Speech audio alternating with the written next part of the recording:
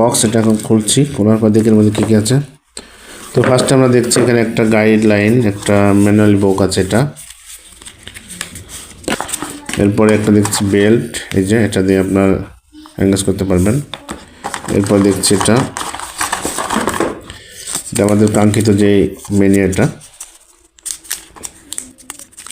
এটা হ্যাঁ, এখানে কি আছে, এখানে দুটো রিসিভার আছে, মানে কানে দিতে শোনা হবে এটা।